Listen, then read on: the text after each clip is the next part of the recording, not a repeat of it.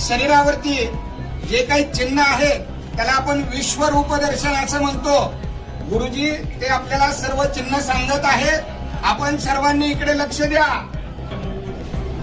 भक्त पुंडलिकाने दिलेली वीट आहे.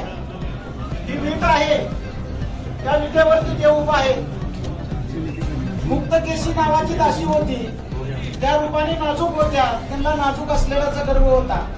ज्यावेळेस या ठिकाणी देवाच्या दर्शनाला आले त्यावेळेस त्यांच्या मनामध्ये असा भाव निर्माण झाला की मी देवाच्या पायावरती डोकं कसं टेकतो. त्यांनी देवाच्या पायावरती दर्शन न घेता करंगळी शेजारचं बोट या ठिकाणी लावलेलं आहे. डाव्या पायाला या ठिकाणी बोट उठलेला आहे आणि त्यांचा गर्भधारण झालेला आहे.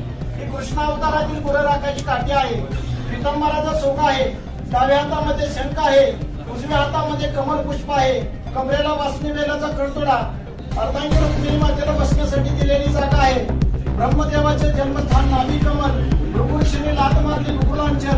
गळ्यामध्ये वस्तुमणी आहे. मकर आकार कुंडले आहे. शिव आकार मस्तक आहे.